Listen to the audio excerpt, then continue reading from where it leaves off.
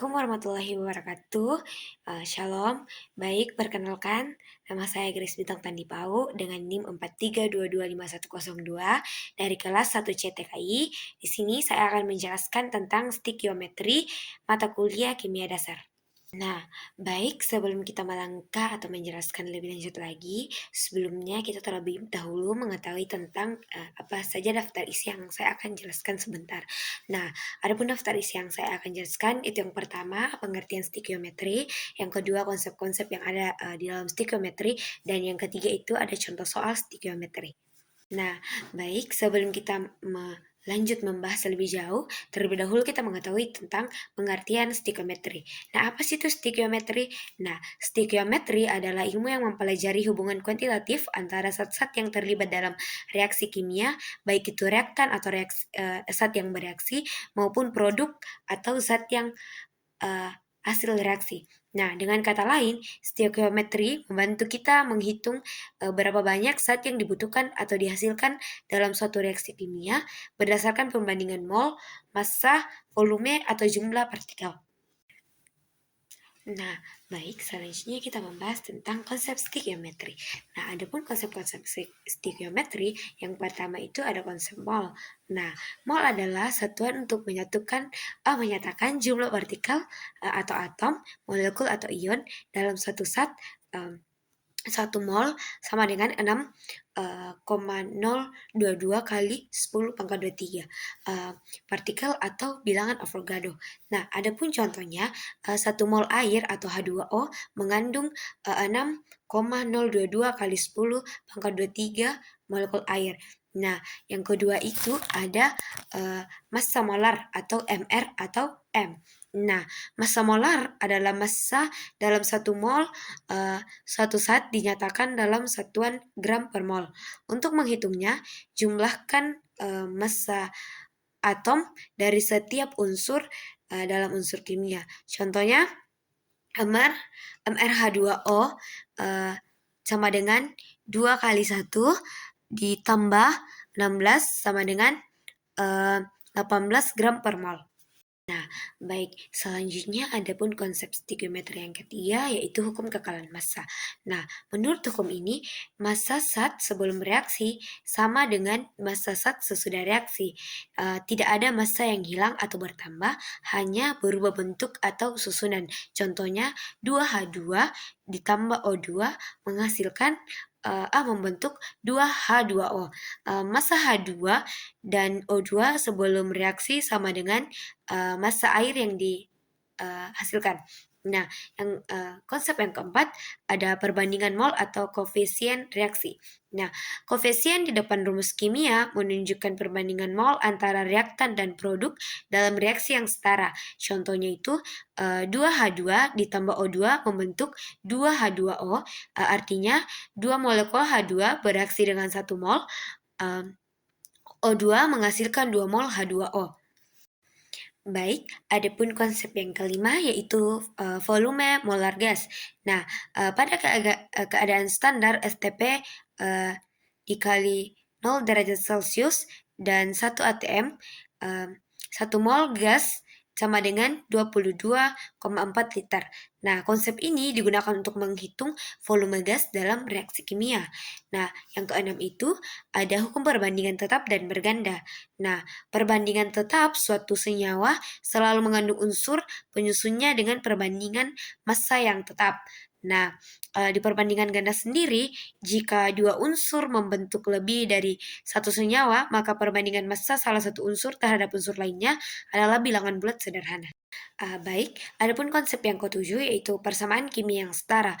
Nah, sebelum perhitungan stikiometri dilakukan, persamaan kimia harus disetarakan agar jumlah atom tiap unsur sama di sisi kiri dan kanan bereaksi. Nah, yang kedelapan itu atau yang terakhir hubungan antara besaran kimia dalam stikiometri. Sebuah besaran dapat saling dikaitkan seperti massa dengan mol, mol dengan volume gas, mol dengan jumlah partikel, dan massa dengan jumlah partikel. Baik, adapun contoh soalnya yaitu 100 ml lautan Mg OH2 0,2 M direaksikan dengan 100 ml larutan HCl 0,1 M. Persamaan reaksi MgOH 2 ditambah HCl membentuk MgCl2 ditambah H2O.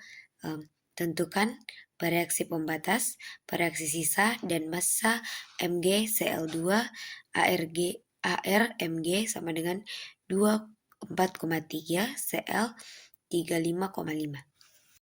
Nah, yang pertama dilakukan itu menyetarakan persamaan reaksi dan menghitung mol awal. Nah, yang diketahui volume MgOH2-nya sama dengan 100 ml diubah ke liter menjadi 0,1 liter. Terus molaritas MgOH2-nya 0,2 molaritas, terus volume HCl-nya 100 ml, kalau diubah ke liter sama dengan 0,1 liter. Kemudian molaritas HCl 0,1 molar dan ARMG sama dengan 24,3 Cl 35,5. Nah, persamaan reaksi setara MgOH2 ditambah HCl membentuk MgCl ditambah H2O. Nah, persamaan reaksi yang setara MgOH2 ditambah 2 HCl membentuk MgCl2 ditambah 2 H2O. Terus selanjutnya menghitung mol awal masing-masing per reaksi. Mol atau N dihitung menggunakan rumus N sama dengan M kali V, yaitu mol MgOH2 0,2 M dikali 0,1 liter menghasilkan 0,02 mol. Kemudian menghitung mol HCl N sama dengan 0,1 M dikali 0,1 liter menghasilkan 0,01 mol. Selanjutnya menentukan reaksi pembatas. Nah, reaksi pembatas adalah reaktan yang habis terlebih dahulu ditentukan dari hasil bagi mol awal dengan koefisien stikiometri reaktan. Nah, MgOH2 dibagi mol per koefisien sama dengan 0,02 dibagi 1, hasilnya itu 0,02. Nah, HCl dibagi mol per koefisien sama dengan 0,01 dibagi 2 sama dengan 0,005. Nah, nilai terkecil adalah 0,005 punyanya HCl, maka reaksi pembatasnya adalah HCl. Yang ketiga, menghitung reaksi sisa. Nah, reaksi sisa adalah reaksi yang memiliki nilai mol per koefisien terbesar yaitu MgOH2. Nah, mol MgOH2 yang bereaksi dihitung berdasarkan mol per reaksi pembatas yaitu HCl. Nah, mol MgOH2 yang bereaksi sama dengan koefisien MgOH2 dibagi dengan koefisien HCl dikali mol HCl. Hasilnya kita masukkan nilainya 1 bagi 2 dikali 0,01 mol menghasilkan 0,005 mol. Nah, kemudian kita menghitung mol MgOH2 yang tersisa, yaitu rumusnya mol MgOH2 sama dengan mol MgOH2 dikurang mol MgOH2. Nah, kita masukkan nilainya 0,02 mol dikurang 0,005 mol sama dengan 0,015 mol. Nah, reaksi sisa adalah MgOH2 sebanyak 0,015 mol. Nah, selanjutnya kita menghitung massa MgCl2. Nah, mol MgCl2 yang terbentuk merupakan mol produk MgCl2 dihitung berdasarkan mol reaksi pembatas atau HCl. Nah, mol MgCl2 sama dengan koefisien MgCl2 dibagi koefisien HCl dikali mol HCl. Nah, kita masukkan nilainya 1/2 dikali 0,01 mol, hasilnya 0,005 mol. Nah, selanjutnya menghitung massa molar atau MR-nya, MR MgCl2.